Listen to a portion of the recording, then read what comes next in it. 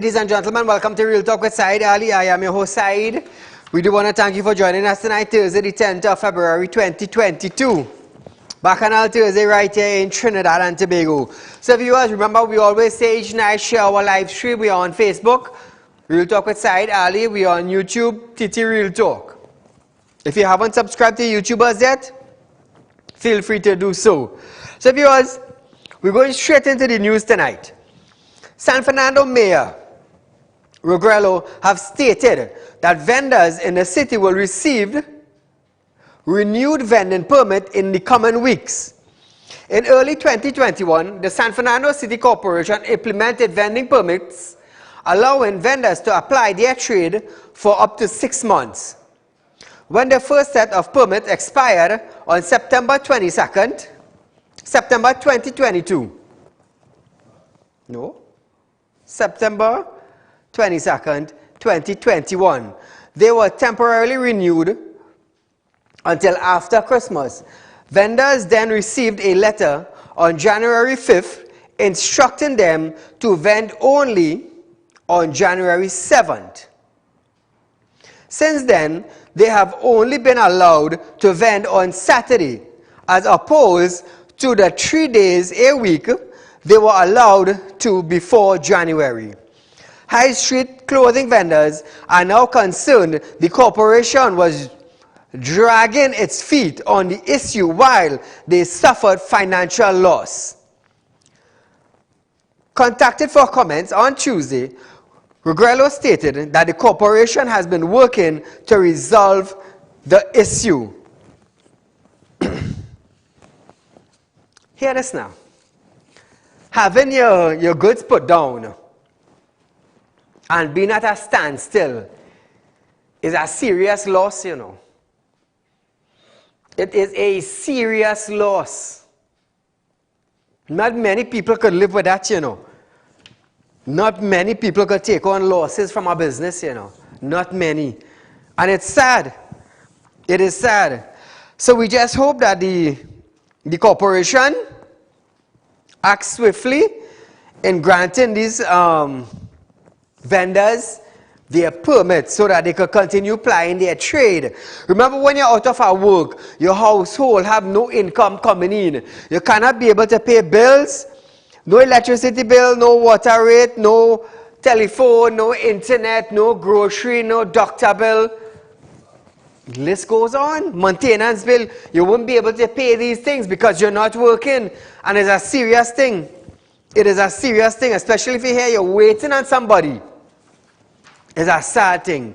So viewers, 2386716 is the number to call in on our program live from 7 to 8 p.m. Minister of Health Terence Dialting have stated that the government has secured another additional donation of 150 doses from the U.S. government, which will be delivered in 2 tranches of 75,000 doses. This after Trinidad and Tobago current stock of Pfizer vaccine are expected to expire at the end of February. With the arrival of more vaccine, the Dialting is calling on parents to get their children between 12 to 18 years old vaccinated. He also is calling on adults to use the incoming doses for their second shot or booster as needed. So viewers, Terence Dialting, Health Ministry, has once more gotten an additional dose of 150 doses of Pfizer vaccine. And he's asking us, as parents, to get our children from 12 to 18 vaccinated, or we can even use it as a booster. The shipment will be delivered in 2 tranches of 75,000 dosage each. How many of you are willing to get your child vaccinated from 12 to 18? How many of you? That question has not been posed in the public from any media house. So tonight, Tonight, we're going to ask you this question. Are you going to allow your child to be vaccinated with the vaccine, Pfizer vaccine, between the ages of 12 to 18? Feel free to call in and let us know. Feel free to call in and let us know. Now, it will be a sad thing to know that a child between the age of 12 to 18 took the vaccine and complications start arising. Thus far, the Ministry of Health has done nothing or have said anything about individuals having complications. The Ministry of Health apparently is not aware. But other than the Ministry of Health, the entire population of Trinidad and Tobago is hearing and seeing about after effects from being vaccinated. But for some reason, the Minister and the Ministry of Health doesn't know anything. They doesn't know anything. Caller, good night. Hi, pleasant good night, Saeed. Go right ahead, my dear. Boy, you see that $150,000 vaccine, they better use that on the Sunday dinner table, you know. Because I am ready for these parents, don't be crazy. Look at what is happening internationally. And down to the vaccines are being lifted. So people are not being forced now to take this because they realize it's not working. We, in this part of the hemisphere, the backwater, I call it that because I don't know what is taking place internationally.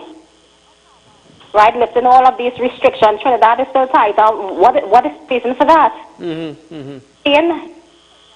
I have who took it were paralyzed. Heart issues. Children who would have died. All of these things. By any chance, are they taking record of these things? You are seeing these things happening, and you want a parent, a woman who carried her child for 9 months. Take that risk. That is a risk no mother, no parent. No mother will take, correct. Right? Well, my child big. My child is 21, right? And before, we are not taking anything, and I'm glad that we didn't, because look at all of the developments now. Look at all of the things that are coming out. I am not nobody guinea pig. So that is my contribution, Saeed. Have a blessed night. Thank you, my dear. I will tell you something. The minister will always come out and say, 1 in 1,000 may get complicated. But the thing is there anything in place for that 1 in 1,000? Or is that 1 in 1,000 left behind while we move forward trying to vaccinate everybody? So you're trying to tell me that this one individual in 1,000 is not worth seeing about?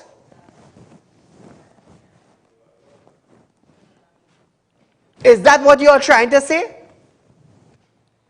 Because if it's that you are trying to say, hence the reason why I come here every night and talk about it. Because I will tell you something, Long ago, in war, when they had war going on, the army used to always say, no man is left behind, whether you are dead or alive. Whether you have 1 hand, 1 foot, 1 eye, they will not leave you behind. They will not. That the Ministry of Health carry this motto. Our Prime Minister said that he cares about the lives and the livelihood of the citizens of Trinidad and Tobago. That is why you need to get vaccinated. But the same Prime Minister, on the break of vaccine being supplied around the world from India, it is the same Prime Minister said, I am not going to beg. But today, He cares about the lives and the livelihood. So you have to get vaccinated. Because if you ain't get vaccinated, you may not be able to go to your public servant work. How you call that? That is what you call facts. That is what you call real talk. And I couldn't bring it to you any more smoother than that. Well, let's think about it. Think about it. Is one person too many to see about? Huh? Call a good night. Yeah, good night, Saeed. Go right ahead, my friend. Yeah, I just calling to tell you, well, my daughter will be taking that. I understand. Yeah, because I was forced to take that and all during my work, and up to today, my two hands still hurting me, my shoulders. Complications after the vaccine? Yeah. And I still plan to take that. Thank you so much, my friend, for your contribution. So here it is now, viewers. Switching gears. While the TNT Coast Guard now face public pressure and intense international scrutiny in the shooting death of the one-year-old last Saturday, criminal elements have vowed to retaliate, forcing the Trinidad and Tobago Coast Guard to elevate its threat level. Senior intelligence Coast Guard source and other intelligence source confirmed that a top-level security meeting was held following information received about a threat connected to the Sunday incident. Connected to the Saturday incident. In light of the threat, an email titled "Elevated Threat Level" was sent out to several departments of the Coast Guard. A specific threat was also sent directly to a senior Coast Guard officer by someone well connected in Venezuela. So you see how serious it's getting? Let me read that again. In light of the threats, an email titled "Elevated Threat Level" was sent out to several departments of the Coast Guard. A specific threat was also sent directly to a senior Coast Guard officer by someone well connected in Venezuela. That come like, recently they said had a list released from prison where officer's name was on the list. Direct threat. This come like that. Calls the Minister of National Security, Fitzgerald Hines, on whether he was aware of the elevated Coast Guard threat and if he had any comments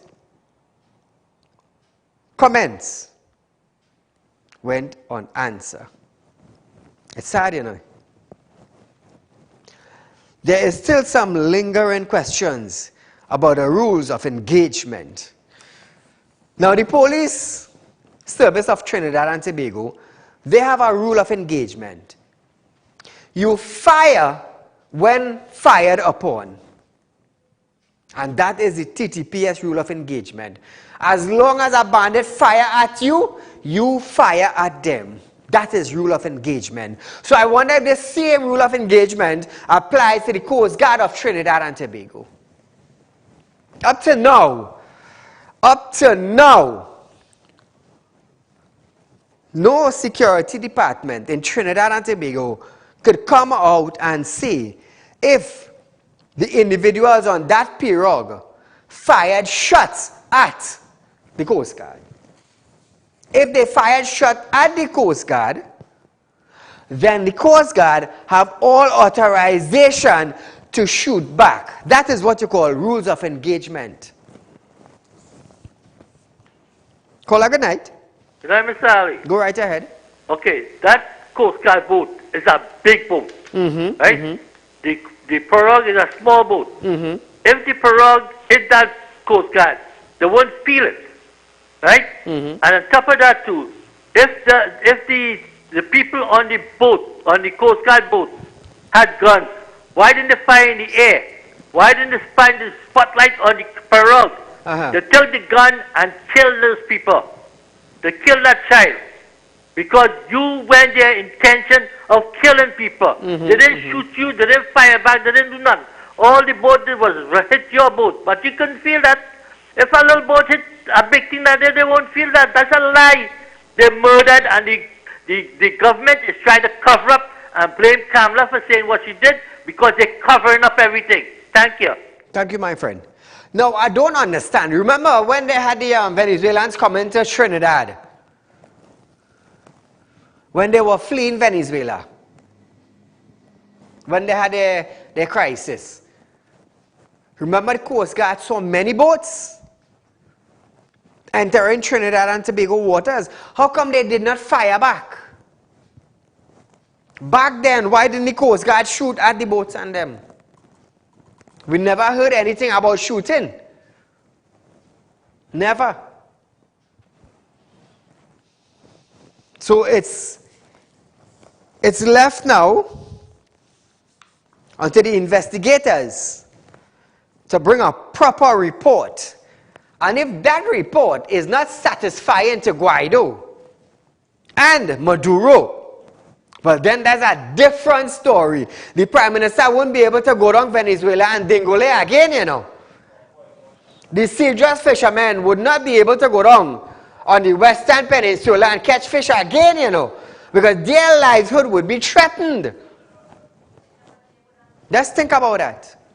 One little action has a rippling effect that could cut ties with Trinidad and Tobago. One rippling effect. And that is how serious it could be. Because, you know, Venezuela, the US consider them a threat. So Trinidad will become a threat to Venezuela. That is how it's going to be. So viewers, we are going for a short commercial break, but nevertheless, there's lots more in store right here on Real Talk with Saieed Ali when we return. Ladies and gentlemen, welcome to Real Talk. I'm your host, Saieed Ali. Consultant and real estate businessman. Can't watch Real Talk on TV? Have no fear. You can also watch Real Talk on the go live on YouTube and Facebook at Real Talk with Saieed Ali on YouTube.com and TT Real Talk on Facebook.com.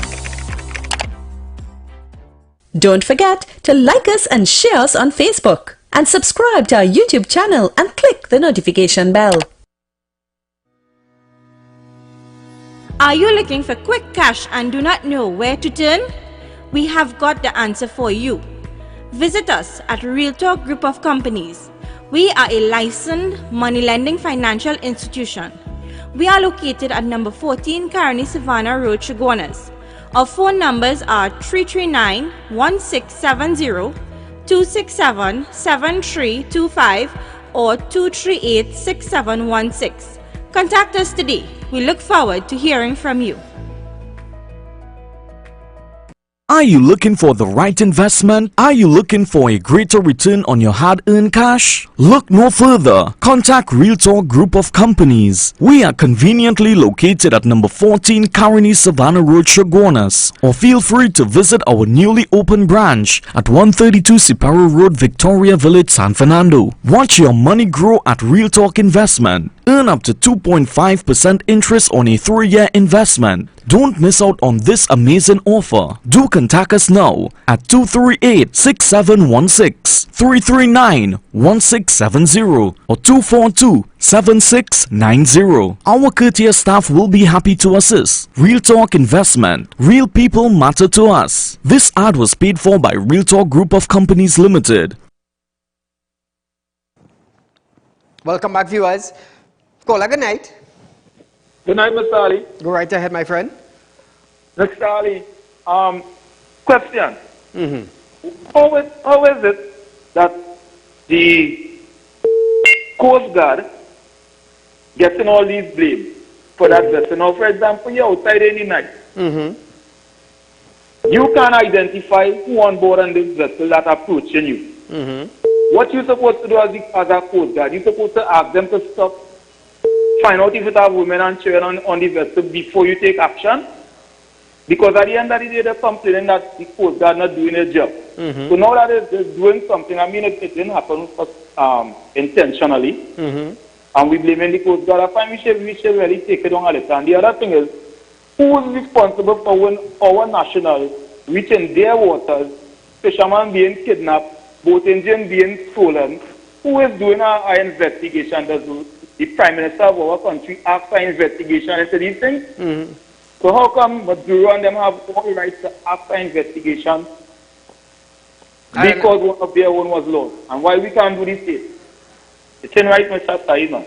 I understand what you're saying. But you know, I just bringing the news to you and looking to, you know, we're looking to bring news to the best, all information. We're trying to let you know exactly what took place. No, but I will tell you something.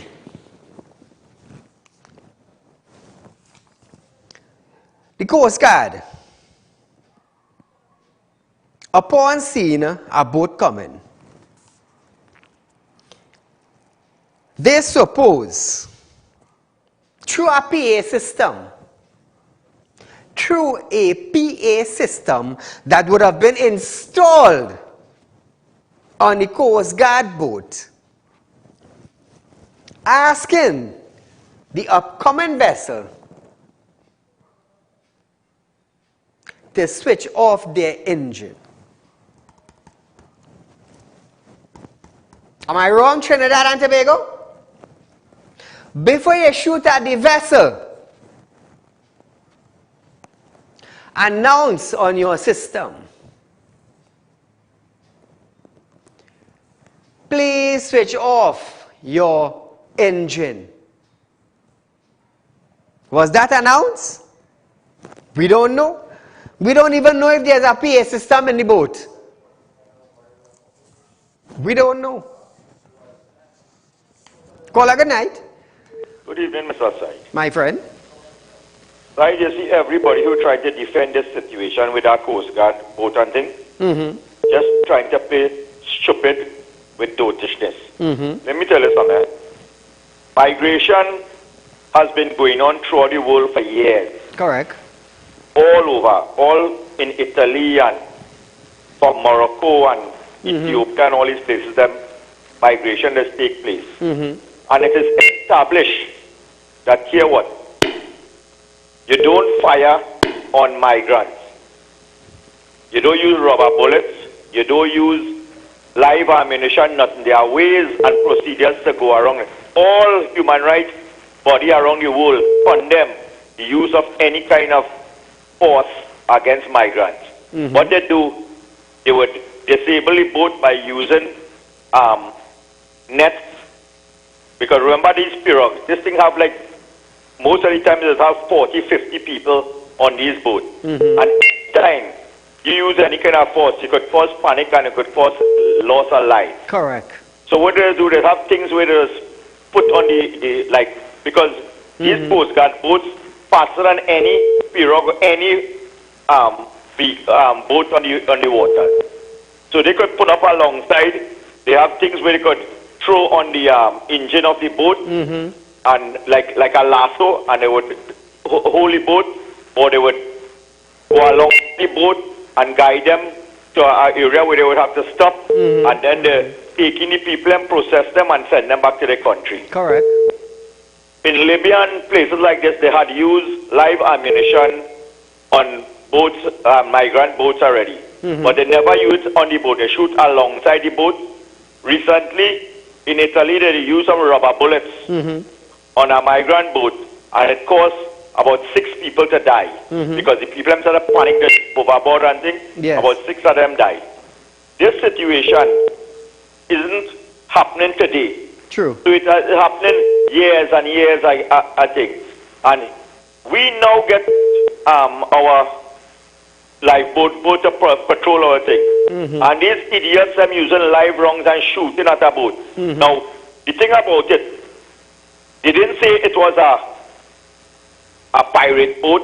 They didn't say it was a drug dealing boat. True. They established that it was a migrant boat. That's from day one. Yes. So we had to go now with saying that what is a migrant boat. So the Coast Guard know that it was migrants on the boat.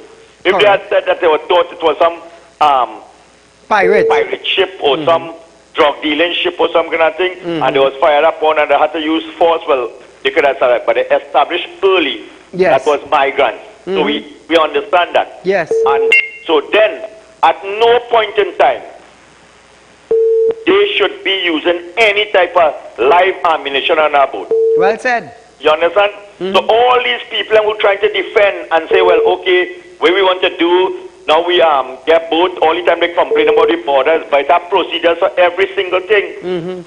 When people, migrants leaving our country and come, they come with little children, they come with food, they come in with things. It's not so that gangster coming here. True. You understand? So it was murder. You understand? I understand. And I cannot understand how sensible people just living in this cocoon that we have in Trinidad and Tobago and be talking this about dotishness enough. We have to be real about the situation that's taking place. Yeah. This could be a bigger thing escalating now, and people have to be held accountable for that. It's the same thing like how they shoot the fellas them in Mova and thing. We can anything come to a closure of that yet? Not yet. Exactly, and it's 3 years already. Now they're going to try to cover up this and say that, oh, okay, the Coast Guard them doing the work, and if they didn't doing the work, people are vexed. And how much people come across from Venezuela already over here? Exactly. You understand? And now they come and they shoot up the people and they kill a little child and all kind of thing, and we trying to defend this dotishness. People in this country will get real, man. Otherwise, this thing will just keep on going on, and people just be killing people and just making excuses as usual. Well said. Have a good evening, Mr. Said, and enjoy the rest of your night. Thank you, my friend. Same to you and the family. You see, that is why I am handling this on air in a different way. The Coast Guard use caution. That is why I'm not bragging about it. Because there are protocols to follow. There are rules of engagement. In TTPS, if you're going on a raid, rules of engagement are if the bandit fire at you, you have all authorization to defend yourself, shoot or kill. Long ago in the army, it was different. It was different. As the caller said, it's a migrant boat. They identified that. But yet, that individual shot at the boat, killing a toddler. So if you identify that that is an immigrant boat, why are you shooting? Is there a PA system on the Coast Guard boat to make an announcement to the oncoming ship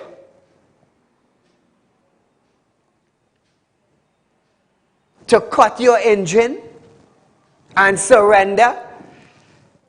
Was that protocol established? We don't know. We ain't hear nothing about that. Guaido and Maduro has teamed up against Trinidad and Tobago because that is their people. So I wonder what Rowley have to say now if he wants to go down and Dingole again. Prime Minister, switching gears, Prime Minister Dr. Keith Rowley has called on National Trade Union Centre, NACTA, and the Joint Trade Union Movement, JTUM, to give the government their suggestion as to how WASA should be restructured. He stated that this input was necessary as many of WASA's current problems stems from an agreement made under the former UNC party to buy desalinated water until 2034. The PM stated that this US $324 million debate was growing and has caused WASA to be bankrupt. Listen to this. We're running a debt of $324 million US. And that's a growing debt. Because so far, we are largely supporting mainly the interest and a little of the principal. Try and figure it out. So the bulk of the water is being supplied by WASA from non-desal means. But that plant in Point Lisas, which we are contracted to till 2034, supplying, what, 17% is it? 17% of our water supply has bankrupted WASA. WASA is bankrupt in the simplest of terms. And that bankruptcy has not been affected because the cabinet intervenes every so often and provides money in this humongous way only for the supply of that desal water. Are we going to privatize WASA? Responding to claims from certain quarters that the PM was anti-labor, Rowley declared that he was not anti-labor but was against dotish labor leaders who are leading workers astray. And I know that this would be put across as though I am anti-labor. Well, let me tell you something. I am not anti-labor. Labor has brought good and improved conditions for workers around the world all the time. What I'm against is dotish labor leaders who are leading workers astray.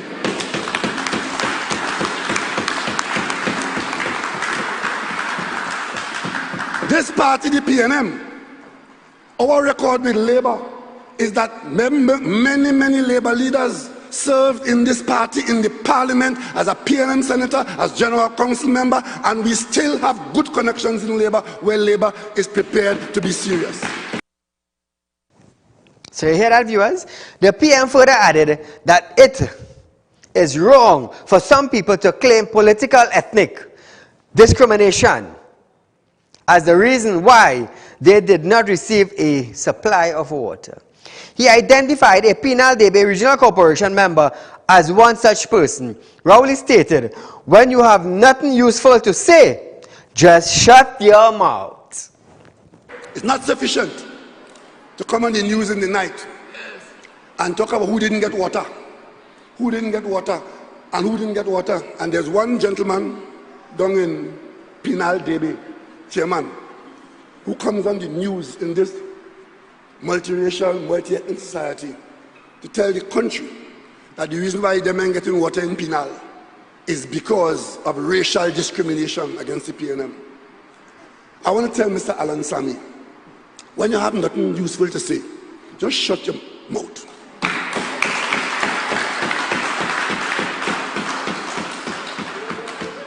Because the very night he was there saying that, on the hills in Caranach, on the plains in Diamond Vale, up in Laventille and elsewhere, there were similar people who were having challenges with the water supply. So viewers, we are going for a short commercial break, but when we come back, we're going to have some more discussions.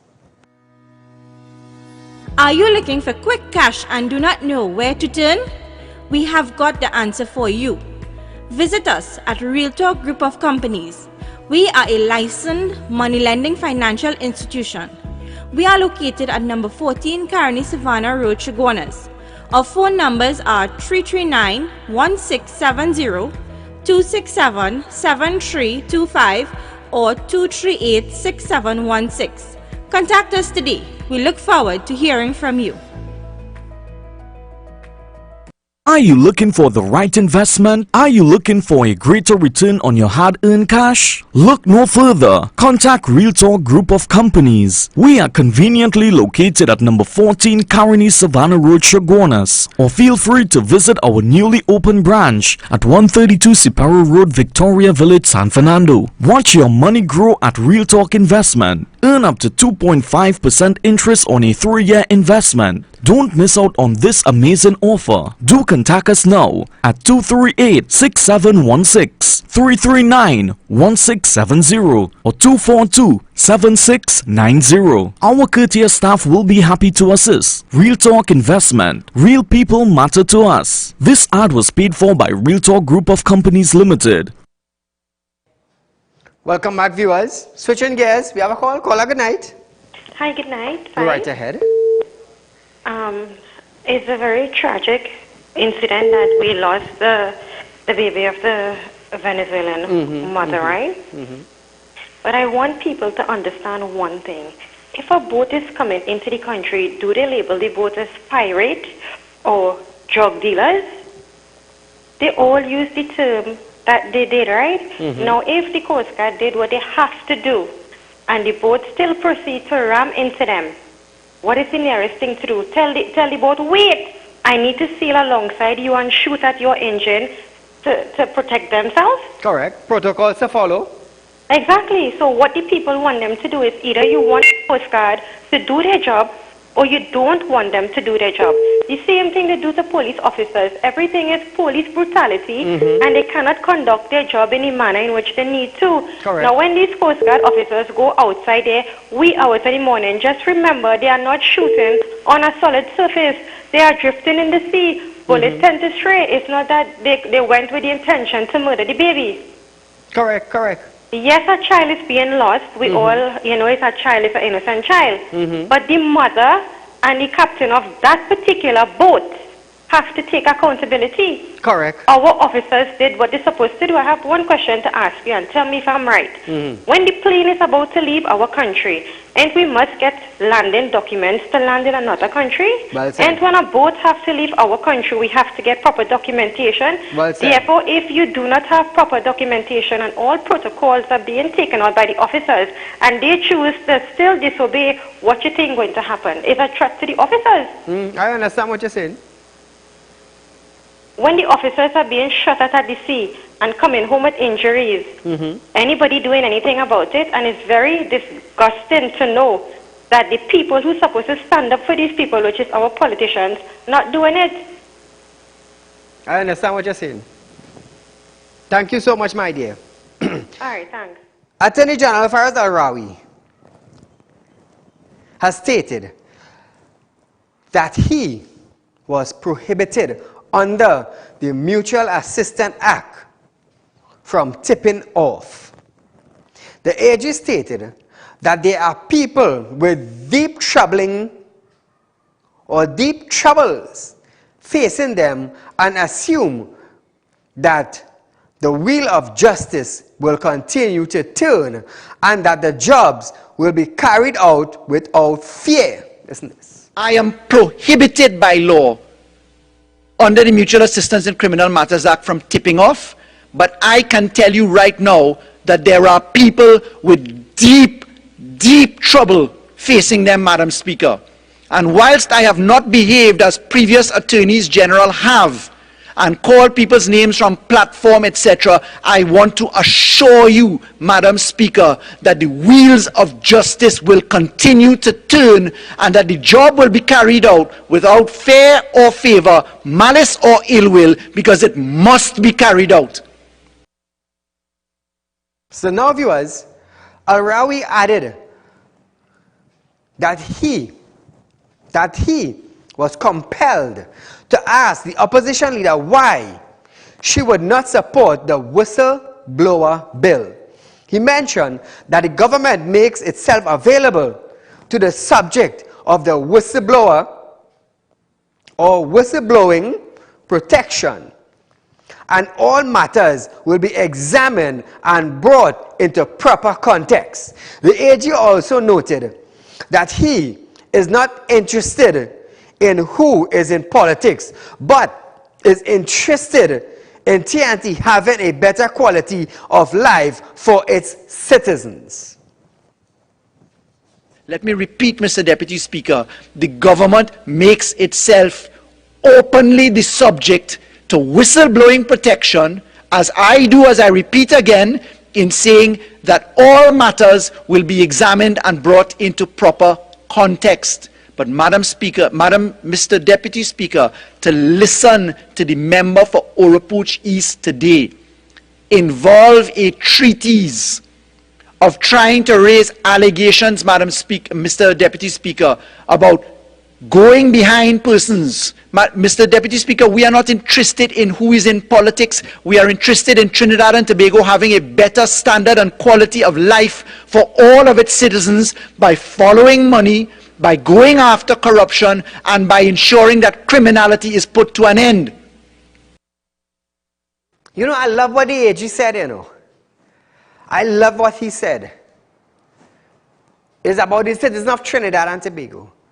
It's about white-collar crime. It's about following money. I love these things. But the thing is, in Parliament, does the opposition leader stand a chance? Or the opposition bench stand a chance? When Christine Kangaloo or Anna George always deny them from moving a motion. I understand what the AG said. I love what he said. I love what he said. But on the opposition side, could they go further without the House Speaker, without Anna George or Christine Kangaloo refusing to allow them to ask certain questions? How can the opposition go forward when those that are sitting on the big black chair are refusing opposition to ask questions, certain questions? It is being denied. We have seen it from time to time. I have played you video clips from time to time where opposition, where the House Speaker have denied certain answers, certain questions to ask and answers to be revealed, which are the importance. They are important to the citizens of Trinidad and Tobago. That there are certain questions need answers. But when you have the chair, the person sitting on the big black chair, study denying, what you expect? What you expect? A motion, to move a motion to discuss the COVID-19 in Trinidad and Tobago. The House Speaker refused that. Otherwise, we would have been planned better. Better planning may have been carried out. We may not have hesitancy. But what are you going to do? Those in authority knows it all. They knows it all until they know it so much until they see we going down the drain. They may see that we're going down the drain. It ain't easy, no? I'm looking for this person. Nichelle Scott. Anybody know this person? Anybody in Trinidad or Tobago know this person? Tell them Saieed Ali is looking for them concerning a matter. Nichelle Scott, please contact us. Call her good night. Good night, Saieed. Go right ahead. Saieed, I call him from Tobago. Welcome, Tobago. Saieed, it has bothered me. You know why? I personally, I wish I could get back my voting card to scratch off the PLM from why vote. Oh Lord, oh Lord. I vote for the parliamentarian for Tobago West.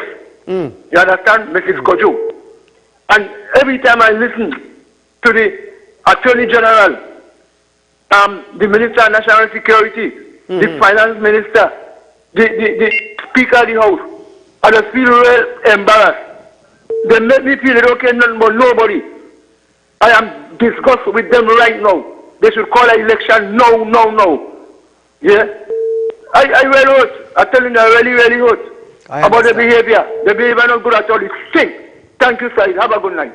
Thank you, my friend. So viewers, we are going for a short commercial break, but we'll be back right after this break. Are you looking for quick cash and do not know where to turn? We have got the answer for you. Visit us at Real Talk Group of Companies. We are a licensed money lending financial institution. We are located at number 14 Caroni Savannah Road, Chaguanas. Our phone numbers are 339-1670, 267-7325 or 238-6716.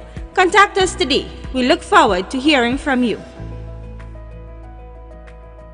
Are you looking for the right investment? Are you looking for a greater return on your hard-earned cash? Look no further. Contact Real Talk Group of Companies. We are conveniently located at number 14 Caroni Savannah Road, Chaguanas. Or feel free to visit our newly opened branch at 132 Siparo Road, Victoria Village, San Fernando. Watch your money grow at Real Talk Investment. Earn up to 2.5% interest on a 3-year investment. Don't miss out on this amazing offer. Do contact us now at 238-6716, 339-1670 or 242-7690. Our courteous staff will be happy to assist. Real Talk Investment. Real people matter to us. This ad was paid for by Real Talk Group of Companies Limited.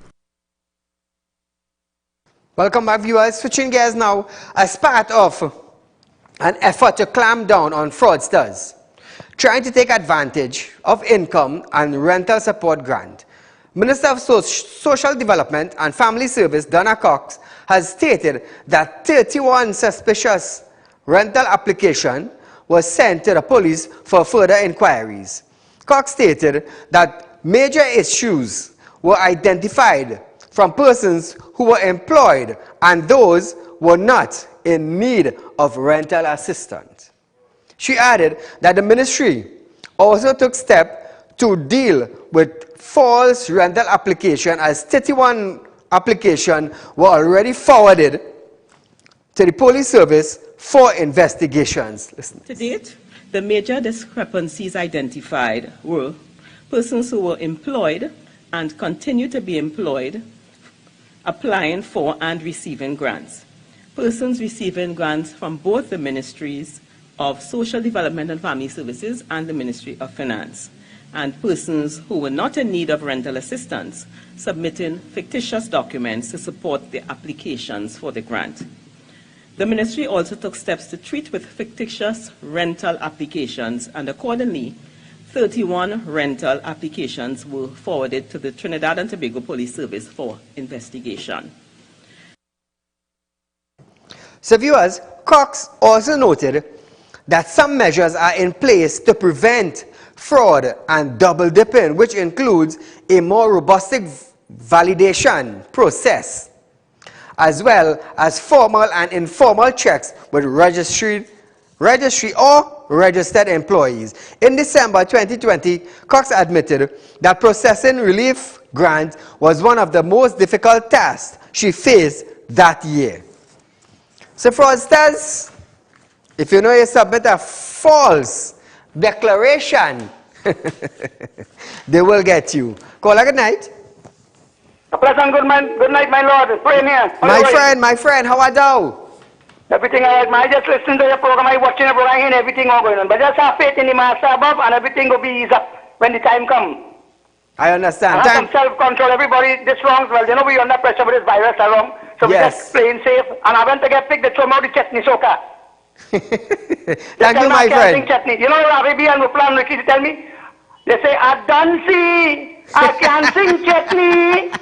They say, how I can win the million city because I 2 of the 10 time Renzi. Thank you, my Lord. God bless you. 1,000 years. Thank you, my friend. Same to you. God bless you. Hey, pray, watchman is a good supporter of Real Talk, you know. Serious. I can't speak anything ill of him. So moving along, viewers, as the Ministry of Health continues to record a decrease in COVID-19 hospitalization, it will begin decommissioning hospital in the parallel healthcare system, starting with Point Fortin Hospital on Thursday. Health Minister Terence Dialsing stated that since December, the hospital occupancy rates have been coming down, as well as a step down and ICU rates. Dialsing added that a decision was taken and the Point Fortin Hospital will be decommissioned as a COVID facility and return as a general hospital. We took a decision after consultation with all the stakeholders in the RHAs, together with the MP for Point Fortin and the Mayor for Point Fortin, so they are all aware of this, that the Point Fortin Hospital in the short to medium term is going to be decommissioned as a COVID facility and returned to the people, the burgesses of Point Fortin, for their use as a general hospital. This will have significant benefits to Point Fortin, so they will no longer have to travel to San Fernando to access primary and secondary care. So I have a little bone to pick with him, but hold on, listen this. The minister also stated that if hospital numbers come down and more persons become vaccinated, the Arima General Hospital will be up next for decommissioning. He also called on persons to get vaccinated to save lives. Let's get vaccinated for all these reasons, but also for the main reason, to save your life, to make sure our hospital numbers come down. And as those hospital numbers come down, if more and more people get vaccinated, then the next hospital we want to take off the grid as a COVID facility will be Arima. Wouldn't that be a very nice thing for the people of Arima, Aruca, Tacarigua, Bonnet, all these people, to finally get back their facility for their primary and secondary health care instead of going to either Sangre Grande or Eric Williams. Now Trinidad and Tobago. About 2 weeks back or so, I believe it is a 5-member team have been assigned to investigate COVID-19 hospitals to see if they have been following protocols.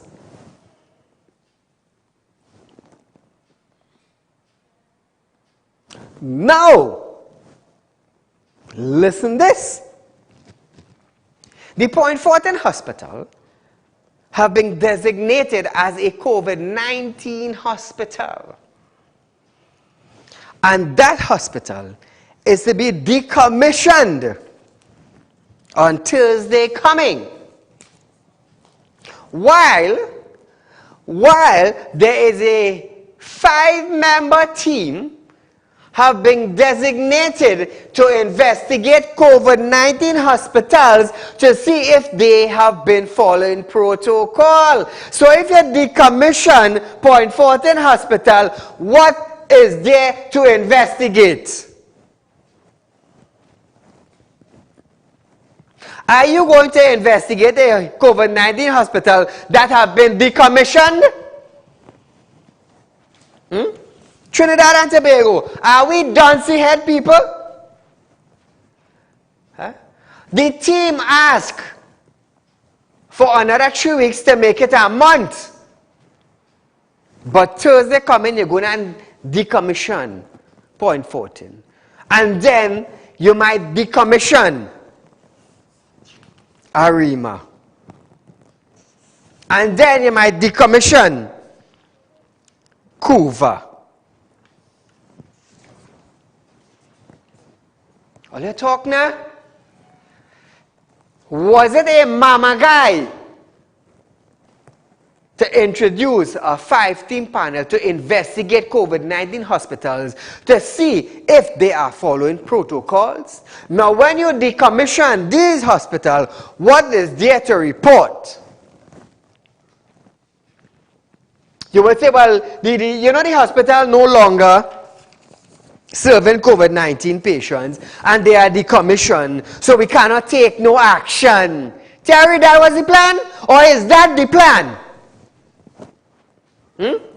So many individuals call in the program and talk about Point Fortin Hospital. They talk about Cora Hospital. They talk about Couva Hospital. They talk about Mount Hope Hospital. Terrence Dalsing, was that the plan all along? Are waiting for answers? Caller, good night. Hi, good night, Mr. Ali. Go right ahead. Mr. Ali, this government really thinks Trinidadians stupid. Exactly. Because, we humble, we're not saying anything, we're not... She gone? Thank you, my dear. Thank you, my dear. All you think it easy? You just install a 5-panel team to investigate if COVID-19 hospitals are following protocol. Boom, out of the blues now, you're going to decommission point. After so many complaints that have been talked about Point Fortin Hospital, even on Real Talk with Saieed Ali, people talking and complaining about Point. All of a sudden, out of the blues, you're going to decommission. And what you say? Oh, the numbers are falling. Was that a plan from the beginning, or is that the plan to decommission the hospital while the investigation going on? So when the investigation complete, they're no longer a COVID-19 hospital. Terrence, boy, all are good, you know. All are good. Trinidad and Tobago citizens may not be following your plan, but Saieed Ali is following you like a tick up your tail.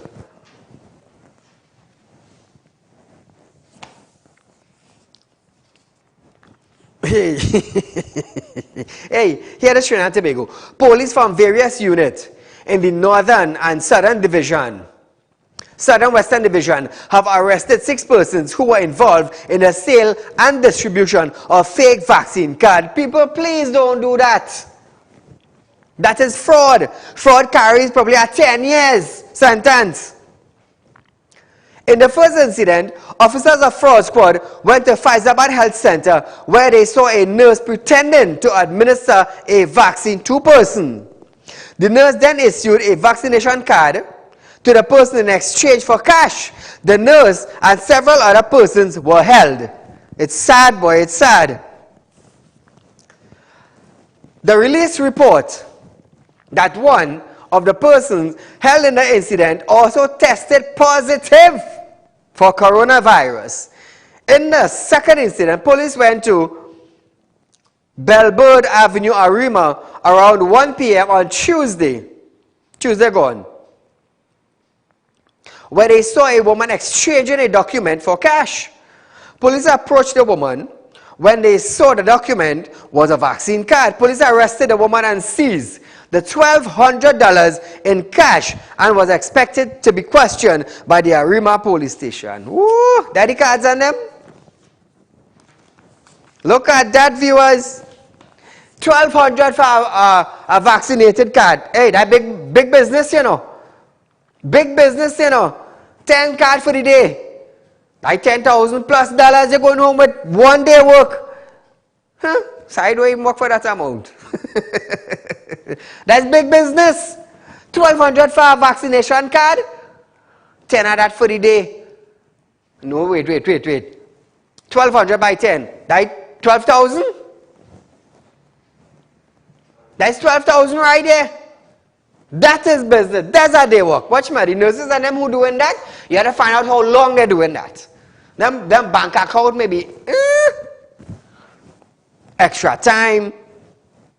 Going home to see about a patient. They get extra money. Call a good night.